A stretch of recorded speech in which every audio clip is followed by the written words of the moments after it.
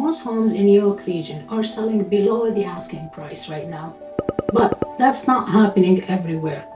Some cities and property types are still getting multiple offers.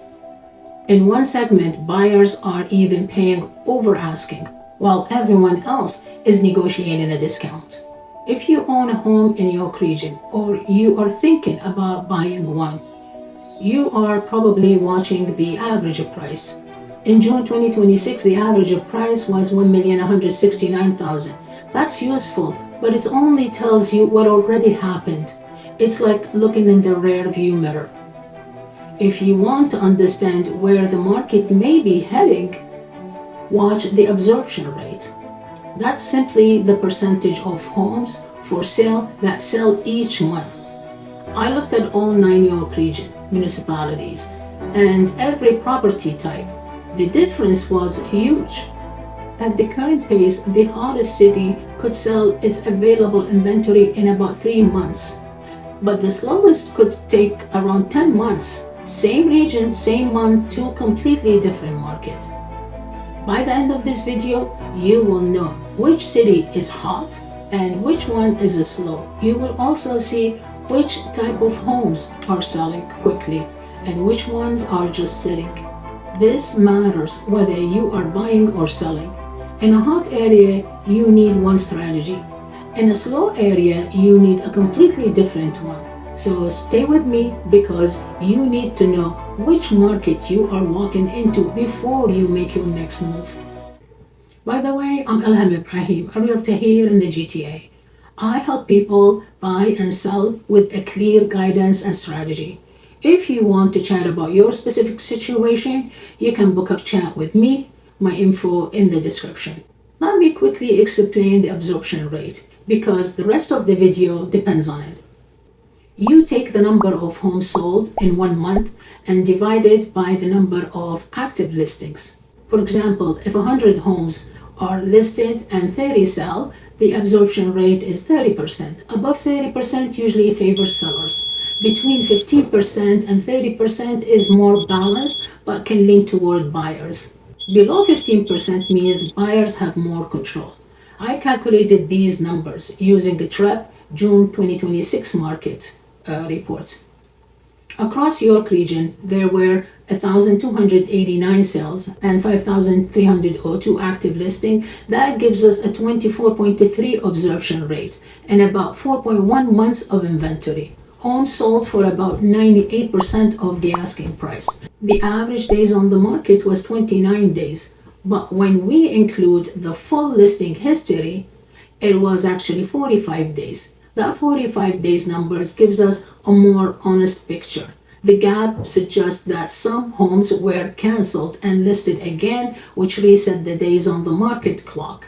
So the market is moving, but moving more slowly than the headlines suggest. Let's start with the slowest market, King City. The absorption rate was only 10.2%. Just 24 homes sold, while 236 were available. In simple terms, about 9 out of every 10 active listings did not sell that month.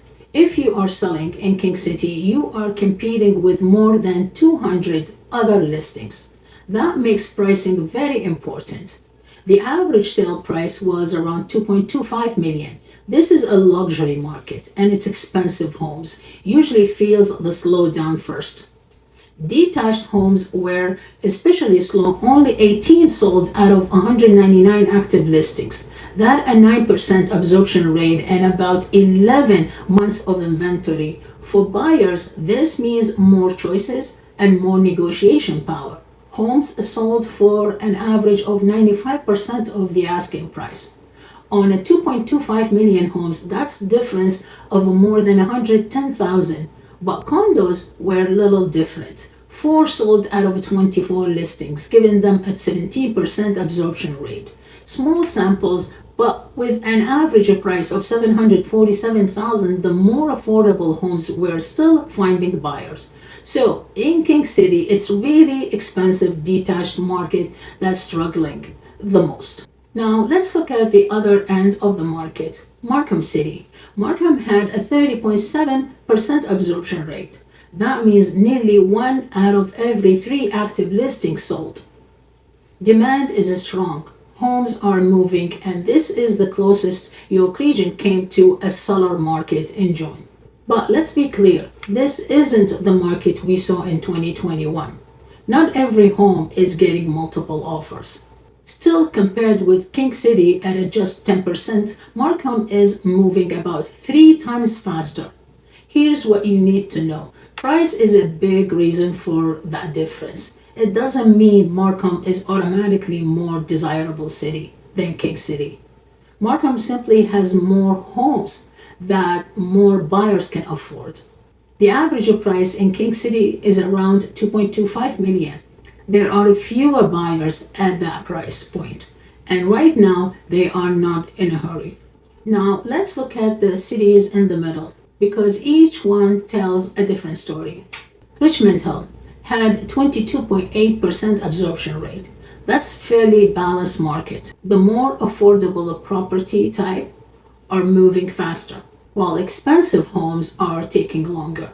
Stouffville had an 18.1% absorption rate. That sounds slow, but the homes that sold were gone in just 24 days. Here's what that tells us. Homes can still sell quickly when the price is right, but if the price is too high, buyers will move on. Next is Vaughan. With a 24.8% absorption rate, there were 333 sales and more than 1,300 active listings. The average price was just under 1.2 million. Homes sold for about 97% of asking, and it took an average of 28 days. On the surface, Vaughan looks fine, but the condo market tells a different story. Only 96 condos sold while 474 were available. That's a 20.2% absorption rate with an average of 38 days on the market. If you are selling a condo in Vaughan, you have a lot of competition. Buyers have time, choices, and rooms to negotiate. If you are buying in Vaughan, a condo, you are in a strong position. There is a lot of supply, and sellers know that buyers have other options. Detached homes in Vaughan are moving better. So before you make a move, make sure you understand which property type you are dealing with. Now let's talk about Newmarket. Newmarket had a 26% absorption rate. There were 88 sales and 339 active listings. The average price was just over 1 million. Homes sold for 98% of asking and took around 24 days. But here's what really stands out. Detached homes in the Newmarket sold in just 20 days. That was the fastest detached market in York region. And why is that? Price is a big reason. The average detached home in a Newmarket was around 1.15 million. In Richmond Hill, it was around 1.68 million. That's more than 500,000 difference. Newmarket gives buyers more affordability way to own a detached home.